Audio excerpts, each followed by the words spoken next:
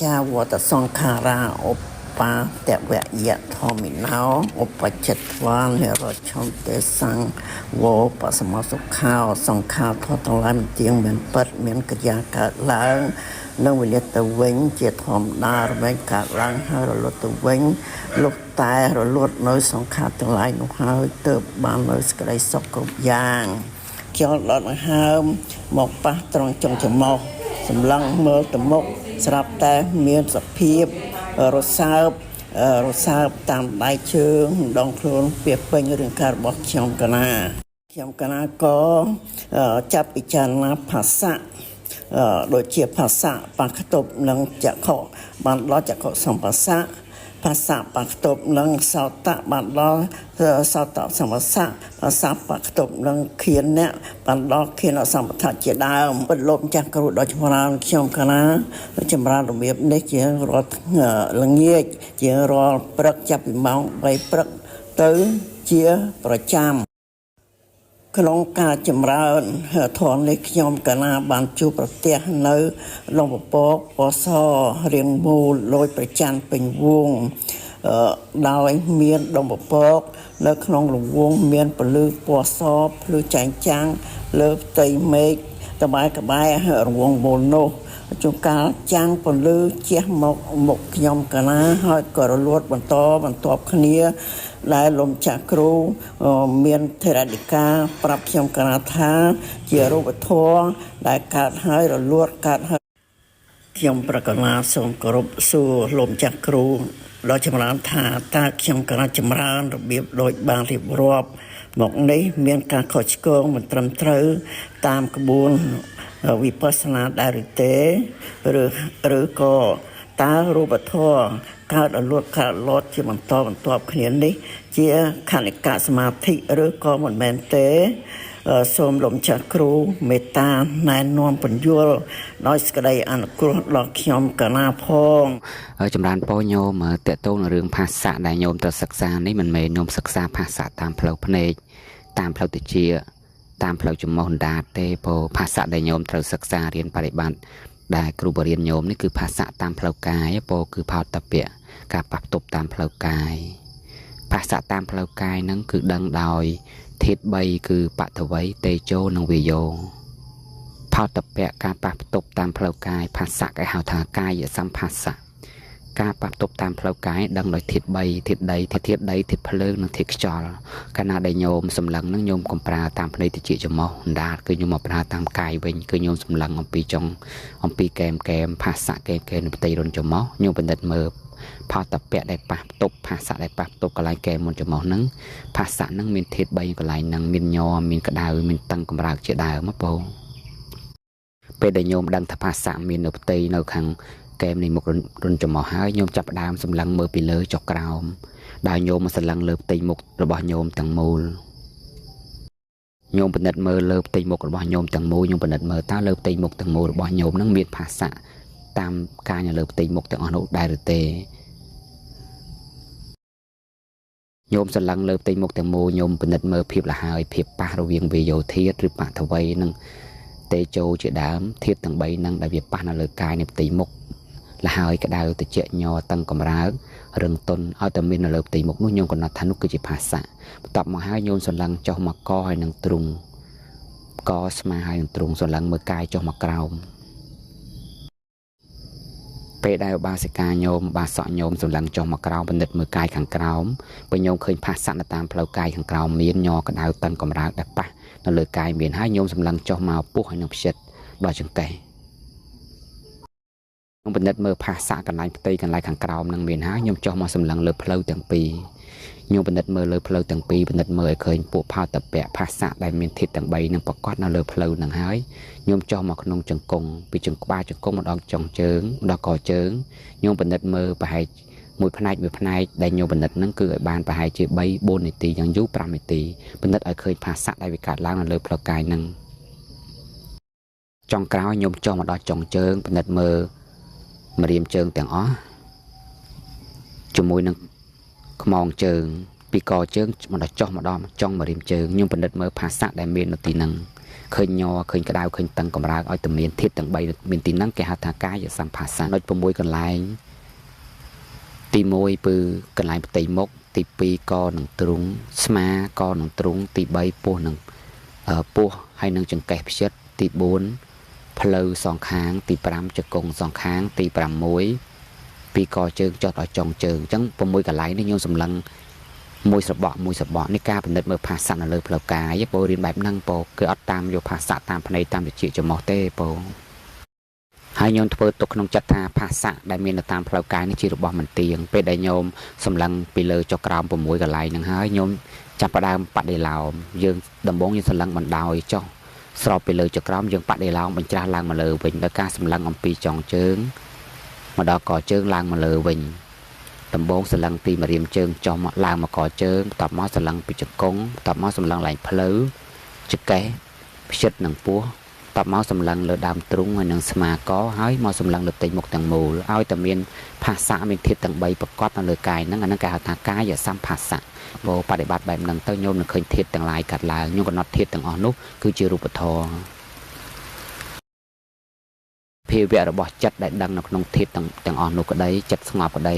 បិតិទាំងឡាយដែលកើតឡើងក្តីវេទនាទាំងឡាយដែលកើតឡើងក្តីចិត្តនិងវេទនានោះជានាមធម៌ញោមស្គាល់ច្បាស់អំពីរូបធម៌នាមធម៌នេះជាខណ្ឌិកសមាធិជាផ្លូវចូលទៅកាន់វិបស្សនាញាណហើយពោសត្វទុក្ខពោញោមទៅសិក្សាបែបហ្នឹងវិញពោណាពោ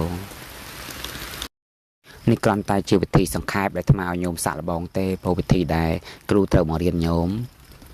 7ថ្ងៃហ្នឹងគឺមានវិធី18វិធីដើម្បីឲ្យញោមឃើញច្បាស់អំពីលក្ខណៈរបស់រូបបរមត្តនិងនាមបរមត្តតែគឺរូបធម៌នាមធម៌នៅវានឹងប្រកបច្បាស់នៅក្នុងមេរៀនទាំង18ប៉ុន្តែនេះគាត់ថាជាវិធីថ្មឲ្យញោមសាកល្បងដែលញោមអត់មានឱកាសបានមករៀនណាពោខ្ញុំអាចសាកល្បងវិធីនេះសិនពោហើយពេលដែលញោមឃើញនិមិត្តទាំងឡាយកើតឡើងក៏កំណត់ថាជារូបធម៌ឃើញធាតុទាំង4កើតឡើងក៏ជារូបធម៌ទៅពោចិត្តនិងវេទនាទាំងឡាយដែលមាននៅក្នុងកាយដែលយើងសម្លឹងមើលកាយសម្ភាសៈពីតាមផ្លូវកាយទាំងអស់ហ្នឹងក៏កំណត់ថាជានាមធម៌វេទនានិងចិត្តគឺជានាមធម៌ពោកាយគឺមហាភូតរូបទឹកដីភ្លើងខ្យល់និងនិមិត្តទាំងឡាយគឺជារូបធម៌ញោមកំណត់ថានេះរូបនេះនាមរូបនាមនេះជារបស់មិនទៀងកាត់ហើយតែងតែមានការផ្លាស់ប្ដូរប្រែប្រួលជាធម្មតាពោភាសានេះក៏ជារបស់មិនទៀងធាតុទាំងឡាយក៏ជារបស់មិនទៀងរូបក៏ជារបស់មិនទៀងនាមក៏ជារបស់មិនទៀងនេះជាវិធីសង្ខេបដែលញោមសាកល្បងពោសត្វទុកពោប៉ុន្តែញោមត្រូវចងចាំថាញោមអាចចេះច្បាស់នៅមេរៀនទាំងអស់នេះតើតើញោមរៀន18មេរៀនតើតើញោមមានឱកាសមកសិក្សារៀនរយៈពេល7ថ្ងៃជាមួយនឹងគ្រូតើញោមអាចចេះច្បាស់អំពីនាមរូបបានយ៉ាងទៀតសមសនញ្ញាណដែលញោមសូត្រថា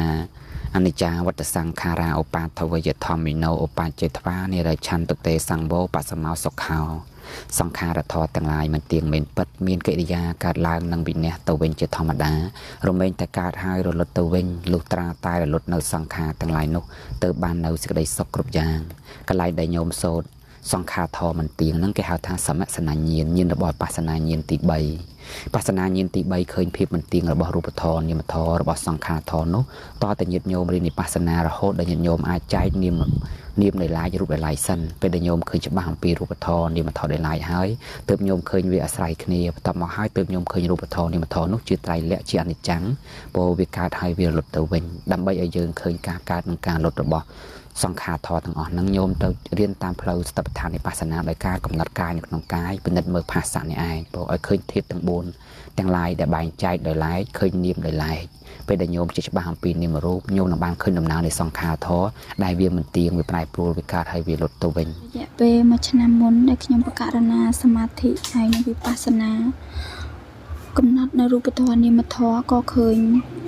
រូបធម៌របស់ខ្ញុំបកករណាដែលស្ដឹងនៅដូចជាមនុស្សស្លាប់ហើយរូបរបស់ខ្ញុំបកករណាក៏រលត់មិនដឹងនៅសំឡេងខាងក្រៅដែលគេមកនិយាយថាយ៉ាងណាក៏ខ្ញុំបកករណាអត់ដឹងដែររយៈពេលប្រហែលជា15នាទីក៏ខ្ញុំបកករណាដឹងខ្លួនត្រឡប់មកវិញអញ្ចឹងព្រះអង្គបែបនោះហើយខ្ញុំបកករណាក៏អត់មានតក់ស្លុតអីថាខ្លាចខ្លួនឯងនឹងស្លាប់ដែរក៏ប៉ុន្តែខ្ញុំបកករណានៅតែអង្គុយសមាធិនិងពិចារណាវិបស្សនានាមធម៌រូបធម៌ធម្មតាអញ្ចឹងទៅបន្ទាប់ពីក្នុងរយៈពេលថ្មីនេះខ្ញុំបកករណាបានព័ត៌មានពីប្អូនស្រីរបស់ខ្ញុំបកករណាអញ្ចឹងហើយក៏ឲ្យពិចារណានៅរូបធម៌នាមធម៌ការរលត់គិតថាវាជា សង្ខារធម៌ការរលត់អញ្ចឹងទៅព្រះអង្គខ្ញុំបករណាមានចិត្តជាឧបេក្ខាមើលថាជាសង្ខារធម៌ការរលត់នៅពេលនោះខ្ញុំបករណាមានឧបេក្ខាខ្លាំងមែនតែនខ្ញុំបករណាអង្គុយសមាធិហើយធ្វើវិបស្សនាមើលនៅរូបធម៌និមិត្តធម៌ហើយឃើញនៅសង្ខារធម៌ការរលត់នោះនិមិត្តធម៌ក៏រលត់រូបធម៌ក៏រលត់ព្រមគ្នាហើយរលត់នៅក្នុងរយៈពេល1ម៉ោង43នាទីពេលដែលខ្ញុំមុននឹងអង្គុយសមាធិខ្ញុំបករណាមើលម៉ោងអញ្ចឹងព្រះអង្គហើយខ្ញុំបករណាអង្គុយមកផ្លែតក៏រលត់ទៅដល់ពេលរលត់ទៅ1ម៉ោង43នាទីបន្ទាប់មកខ្ញុំបករណាចេញនៅការរលត់នៅរូបធម៌និមិត្តធម៌វិញនោះក៏មានបៃតៈកើតឡើងក៏មាននៅឧបេក្ខាកើតឡើងស្រាលហើយมันមាននៅសេចក្តីខឹងស្អប់มันមាននៅការជាប់ជំពាក់នៅបុត្រធីតាប្តីកូនហើយនឹងជីវិតរស់នៅប្រចាំថ្ងៃខ្ញុំបករណាមាននៅសេចក្តីសុខក្នុងរយៈពេល7ថ្ងៃបានខ្ញុំបករណាបកមកជាធម្មតាមកវិញចម្ងល់មួយចង់សួរព្រះអង្គខ្ញុំសមាធិបានប៉ះខ្យល់នៅចង្កេះ2ដងវាមានអារម្មណ៍ថារំភើបហើយដូចថាស្រួលជាងការយើងគេងនៅម៉ាស៊ីនអញ្ចឹងព្រះអង្គហើយមួយទៀតខ្ញុំកណាបានប៉ះក្លិនធំក្លិនស្អុយដូចខ្មោចងាប់មកភាយអញ្ចឹងព្រះអង្គប្រហែលជា1វិនាទី2វិនាទីអញ្ចឹងក៏វាបាត់រត់ទៅវិញហើយខ្ញុំកណាចង់សួរព្រះអង្គតើខ្ញុំកណាត្រូវធ្វើយ៉ាងម៉េចទៀតព្រះអង្គជួយអរយោបល់ខ្ញុំចម្រើនពោធាតុខ្យល់នៅក្នុងកាយរបស់ញោមនឹងគេហៅថាវាយោធាតុគឺជាធាតុខ្យល់ញោមយល់អំពីភាពមិនទៀងរបស់ធាតុខ្យល់ហ្នឹងណាពោឯភាពសុខស្រួលទៅចកេះរបស់ញោមមានសភាពស្រួលហ្នឹងត្រជាក់ស្រួលហ្នឹងភាពត្រជាក់ហ្នឹងគឺជាធាតុភ្លើងគឺជារូបធម៌ឯភាពសុខស្រួលហ្នឹងគឺជានាមធម៌ញោមស្គាល់ច្បាស់អំពីរូបនិងនាមហើយធ្វើទុកក្នុងចិត្តថារូបនាមនេះជារបស់មិនទៀងពោសត្វទុកចម្រើនពោញោមមេរៀនវិបស្សនាដែលញោមទៅរៀនដំបូងញោមត្រូវស្គាល់ច្បាស់អំពីធាតុទាំង4សិនពោថានៅក្នុងកាយយើងមានប្រជុំឬក៏ផ្ដុំឡើងដោយធាតុទាំង4គឺដីទឹកភ្លើងខ្យល់ញោមស្គាល់ថាធាតុទាំង4ហ្នឹងមិនមែនជាយើងពោញោមសម្លឹងមើលពីចុងសក់ដល់ចុងជើងមើលក្នុងកាយហ្នឹងឲ្យឃើញត្រឹមតែធាតុ4ឲ្យស្គាល់អំពីលក្ខណៈធាតុទាំង4គឺមានធាតុដីរឹងទន់មានក្នុងកាយរបស់យើងមានធាតុខ្យល់តឹងកម្រាក់ញ័រមានធាតុភ្លើងក្តៅត្រជាក់មានធាតុទឹកហូរជ្រាបសើមមានអ្វីឲ្យតែមានធាតុទាំង4ហ្នឹងកើតឡើងនៅក្នុងកាយញោមកំណត់ថានេះជាធាតុនេះកើតហើយធាតុនេះតែងរលត់ទៅវិញជាធម្មតាញោមរៀនឲ្យស្គាល់លក្ខណៈរបស់ធាតុទាំង4នៅក្នុងកាយសិនពោហើយញោមយល់អំពីភាពមិនទៀងរបស់ធាតុហ្នឹងហើយនៅក្នុងចិត្តឧបេក្ខាហើយញោមសម្លឹងពីចុងសក់ដល់ចុងជើងដោយសម្លឹងនឹងកុំសម្លឹងលឿនពោមួយតាមចលនានៃកាយពីចុងសក់ដល់ចុងជើងដដែលទៅញោមនឹងឃើញធាតុហ្នឹងកើតឡើងយ៉ាងច្រើនពេលដែលញោមមើលនៅក្នុងកាយហ្នឹងពោ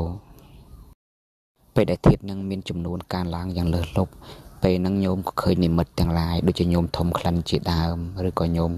ធំក្លិនក្រអូបធំក្លិនស្អុយឬក៏លឺសំឡេងឬក៏ជួបនិមិត្តជួបពន្លឺអីជាដើមហ្នឹងអាហ្នឹងសុទ្ធតែជាពពួករូបាទីរូបជារូបធម៌ព្រះអង្គសម្ដែងថារូបមាន28ពុទ្ធសម្ដែងនៅក្នុងអត្តភាពហ្នឹងពោក្នុងខ្លួនយើងដែលហៅថាខ្លួនយើងដោយបញ្ញត្តិហ្នឹងមានរូប28ធាតុទាំង4គឺដីទឹកភ្លើងខ្យល់អានោះពុទ្ធហៅថាមហាភូតរូប4រូបសំឡេងក្លិនដែលញោមជួបហ្នឹងអានឹងគេហៅថាឧបាទាយរូបនិងរូបហ្នឹងមាន24ទៀតដែលមាននៅក្នុងកាយសត្វលោកដែលសត្វលោកតែងតែសន្មតថាជាសត្វជាបុគ្គលជាខ្លួនយើងញោមកំណត់មហាភូតរូបទាំង4ហ្នឹងថាជារូបធម៌ពោលថាជារូបធម៌ដែលវាកើតហើយវាតែងតែរត់ទៅវិញញោមយល់អំពីភាពមិនទៀងរបស់ធាតុយល់អំពីភាពមិនទៀងរបស់រូបហ្នឹងឧបាទាយរូបក្លិនសំឡេងអីក៏ដើមនិមិត្តអីដែលញោមជួបហ្នឹងក៏កំណត់ថាជារូបធម៌ជារបស់មិនទៀងដូចគ្នាហើយញោមនៅតែពិនិត្យមើលក្នុងកាយដដែលពីចុងសក់ដល់ចុងជើងដដែលពេលដែលញោមពិនិត្យដដែលនៅក្នុងកាយនោះ ញោមនឹងឃើញនាមធម៌មួយប្រកបឡើងពួកចិត្តចិត្តសឹកទាំងឡាយវានឹងកើតឡើងជាពិសេសគឺវេទនាពួកវេទនាពួកនាមធម៌ទាំងឡាយវានឹងប្រកបឡើងជាសុខជាស្រួលដែលញោមជួបហ្នឹងបងសភាពសុខស្រួលដែលញោមជួបហ្នឹងគេហៅថាវេទនាហ្នឹងព្រះអង្គសម្ដែងថាជានាមធម៌ចិត្តដែលដឹងលើធាតុទាំងឡាយចិត្តដឹងលើវេទនាទាំងឡាយជានាមធម៌ញោមរៀនវិបស្សនាបំបាយធម៌ពីរដាច់ពីគ្នាឲ្យឃើញថាធាតុទាំងឡាយ4នោះដីទឹកភ្លើងខ្យល់នោះព្រមទាំងឧបាទារូបទាំងឡាយដទៃទៀតជារូបធម៌ចិត្តនិងវេទនាជានាមធម៌ពេលដែលញោមដឹងច្បាស់ធម៌ទាំងអស់នេះថាជារូបជានាមពេលនោះបញ្ញារបស់ញោមបានចូលទៅកាន់ស្ទុះទៅកាន់ទិដ្ឋិបរិសុទ្ធហើយបងពេលដែលញោមមើលដដែលនៅក្នុងកាយបន្តទៀតញោមកំបោះបង់ការពិនិត្យដឹងនៅក្នុងកាយដដែលបន្តទៀតញោមនឹងឃើញចិត្តចេតសិកទាំងឡាយចិត្តគឺវេទនាធម៌ពីរនោះនឹងកើតឡើងប្រកបគឺពួកនាមធម៌ញោមកំណត់ថាចិត្តនិងវេទនានិងចិត្តនិងចិត្តសឹកជានាមធម៌ខ្ញុំដឹងច្បាស់អំពីរូបធម៌នាមធម៌ញោមក៏បានឃើញធម៌ទាំងពីរនោះអាស្រ័យគ្នានោះជាវិបស្សនាញាណដែលញោមចូលទៅតាមផ្លូវវិបស្សនាញាណ16ដែលគ្រូមករៀនញោមហើយបងញោមនឹងបានឃើញការរំការលុតរបស់នាមរូបនោះញោមនឹងបានឃើញផ្លូវដើម្បីចូលទៅកាន់ព្រះនិព្វានជាផ្លូវបរិសុទ្ធពោសាធុគឺជាតួបញ្ញាដែលដឹងដែលឃើញនៅអារម្មណ៍ដែលជាបរមត្តបើត្រឹមតែកាន់យកនៅបញ្ញត្តិដដែលទេដើរនឹងដើរគ្មានកាត់អីមុតទេតតែមានអារម្មណ៍ជាបរមត្តយល់ទេបងបរមត្តមានប្រមាណបង4សេចខ្លះរូបបរមត្តចិត្តបរមត្តចេតសិកបរមត្តនិងនិព្វានបរមត្តរូបចិត្តចេតសិកដែលជាបរមត្តនេះដែលហៅថាបរមត្តគឺជារបស់ដែលល្អិតហើយដែលពិតមិនពិតបរិតប្រែប្រួលជាយ៉ាងដតេ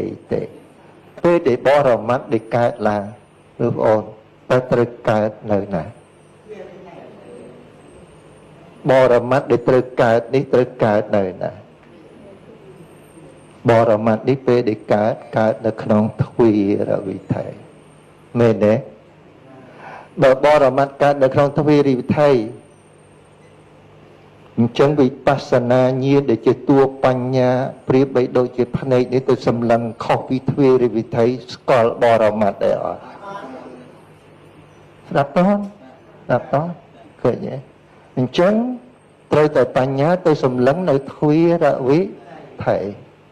យល់លេងចាឃើញទេពីព្រោះក្នុងទ្វារវិថីមានបរមត្តអញ្ចឹងត្រូវទៅវិបស្សនាអ្នកប្រតិបត្តិទៅសម្លឹងនៅទ្វារវិថីនៅក្នុងទ្វារវិថីទាំងអស់មាន6មែនទេបងតែពេលដែលយើងសម្លឹង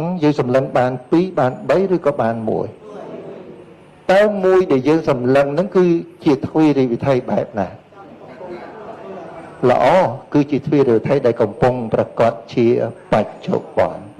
របស់ព្រះអង្គដែលសម្ដែងឲ្យយើងប្រតិបត្តិនេះគឺត្រូវឃើញដោយញាណហើយនឹងបញ្ញាខណៈរបស់រូបធម៌ដែលជាធាតុមិនដឹងនិងលក្ខណៈរបស់នាមធម៌ដែលជាធាតុដឹងអញ្ចឹងខណៈនឹងវាមានតែធាតុដឹងនិងធាតុមិនដឹងវាមានតែរូបធម៌និងនាមធម៌មានសត្វបុគ្គលដែរមានយើងដែរខណៈនឹងមានសកាយតិទេដែរគឺអត់មានហើយតើតែមកដឹងរូបធម៌និងនាមធម៌សិនបានអាចដឹងមិនទៀងជាទុកជាអនត្តាបានដឹងមិនទៀងជាទុកជាអនត្តាសិនបានអាចទៅដឹងអរិយសច្ចៈទាំង4បានហើយតើតែមកដឹងរូបធម៌និងនាមធម៌សិនបានអាចដឹងមិនទៀងជាទុកជាអនត្តាបានដឹងមិនទៀងជាទុកជាអនត្តាសិនបានអាចទៅដឹងអរិយសច្ចៈទាំង4បាន